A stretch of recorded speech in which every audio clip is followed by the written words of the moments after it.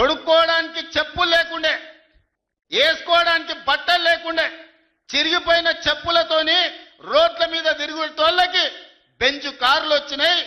ఒక ఆయనకు ఎర్రవల్లిలో 1000 ఎకరాల ఫామ్ హౌస్ వస్తే ఇంకొక ఆయనకు జన్వాడలో 100 ఎకరాల ఫామ్ హౌస్ వచ్చింది.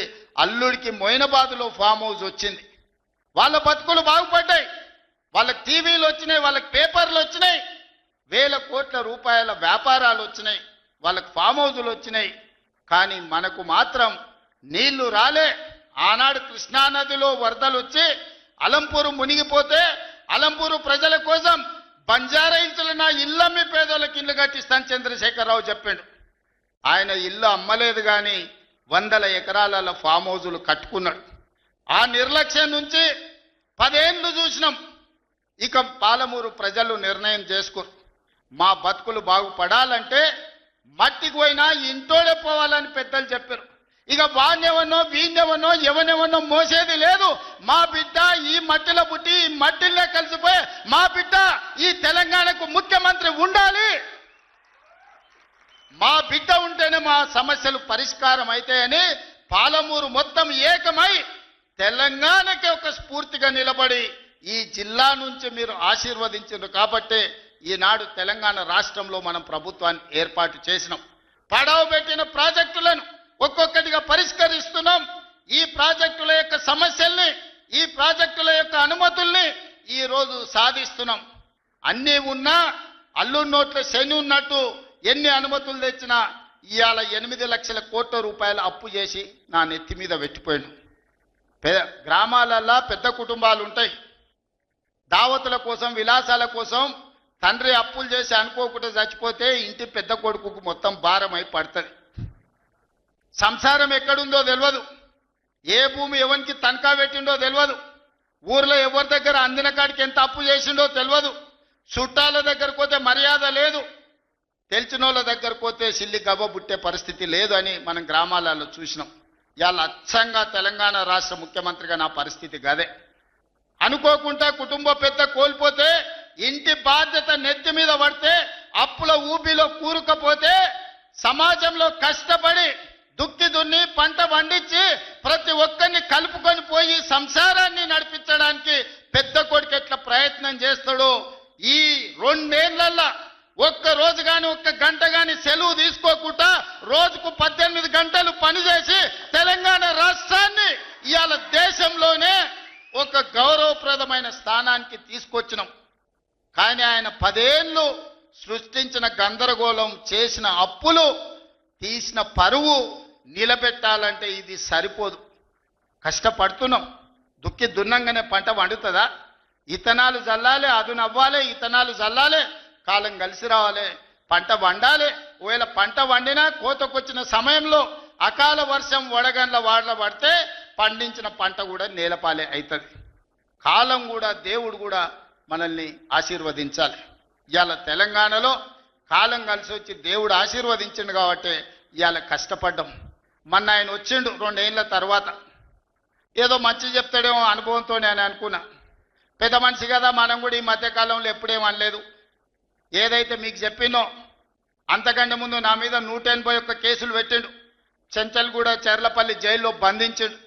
ఎన్నో రకాలుగా సతాయించాడు. నన్నే కాదు, నా కుటుంబాన్ని కూడా పట్టి పీడించాడు. కానీ బాధ్యత వచ్చినాక ఆలోచన చేసిన, నా కోపాన్ని, నా బాధను దృష్టిలో పెట్టుకొని ఇవాళ పగ సాధించే కార్యక్రమాలు మొదలు పెడితే ఆయన పై వలగొట్టే పని పెడితే రాష్ట్రానికి నష్టం జరుగుతుందని తూవాన్ పాపన వాడు పోతాడు, పోని మనం మంచి పని చేయాలి. దేవుడు శిక్ష ఇచ్చిండు. నేను ప్రమాణ స్వీకారం చేసినాడే కూలబడ్డాడు, నడువిరిగింది. ఇంతకంటే పెద్ద శిక్ష నేను జైలు వేసినా అయ్యేదేం లేదు.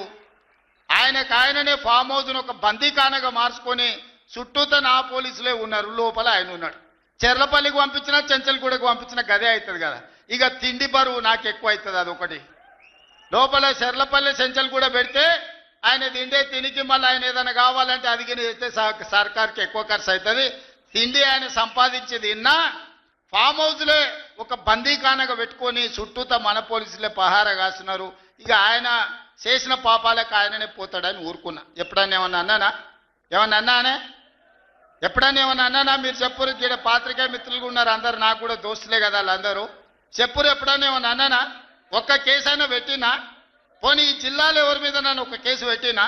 ఎన్ని పాపాలు చేసిరు వాళ్ళ ఎమ్మెల్యేలు మంత్రులు మీకు తెలుసు కదా, ఎంతమంది ఆస్తులు గుంజుకున్నారు మీకు తెలుసు కదా.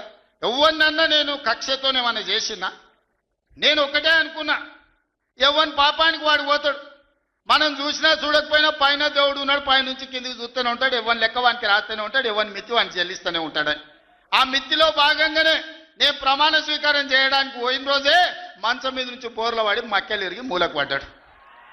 ఇక ఆయన నిన్నొచ్చి పెద్ద మనిషిలాగా మంచి చెప్తాడేమో అనుకున్నా, తోలు తీస్తా అని అన్నాడు.